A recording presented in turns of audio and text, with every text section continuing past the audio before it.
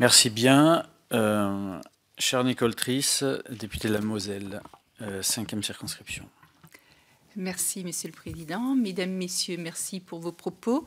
J'ai moi aussi 2-3 questions à vous poser sur les 2 thématiques qui reviennent, à savoir le logement et les manifestations. Concernant le logement, à nouveau, je rebondis là-dessus. Je pense à ces casernes qui sont vétustes, à ces logements qui sont quand même proposés à des célibataires. Il y a en ce moment quand même, depuis quelque temps, la mixité dans les gendarmeries.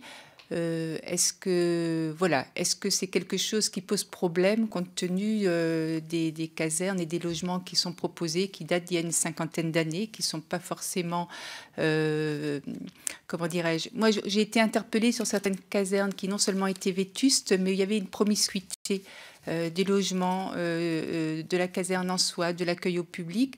Et je voulais savoir si ça pouvait poser un problème. Et lorsque vous parlez de critères pour effectivement rénover urgemment certaines casernes plutôt que d'autres, je voulais savoir quels étaient ces critères et si ça en faisait partie.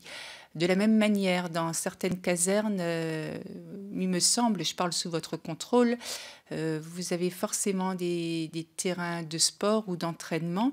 Lorsqu'elles n'existent plus et qu'on est dans la ruralité, comment faites-vous? Alors peut-être que pour les hommes, c'est plus simple de courir dans la forêt. Pour les femmes, comment font-elles? Là encore, je reparle de la mixité et éventuellement d'une difficulté de certaines à pouvoir comme ça être opérationnelles selon les critères qu'on demande.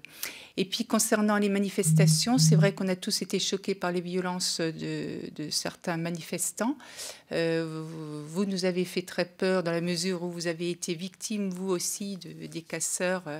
Et je me demandais quelle était votre analyse de ces débordements que vous avez trouvés dans ces manifestations-là ces derniers temps.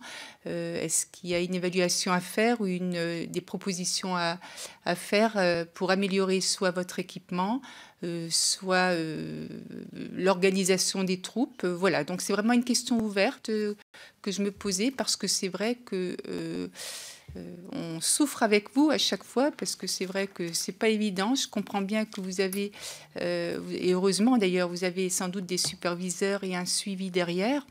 Mais ce suivi existe-t-il aussi? Et du coup, je rebondis de nouveau dans votre travail du quotidien où vous êtes quelquefois bien seul et que vous êtes face à des situations qui peuvent être traumatisantes, hein, sans parler de se retrouver dans les manifestations, d'autres traumatismes ou situations traumatisantes. Est-ce que là aussi, il existe un suivi forcément pour chacun d'entre vous sur le plan entre guillemets psychologique, sans vouloir faire de la psychologie de bas étage? Voilà, merci. Juste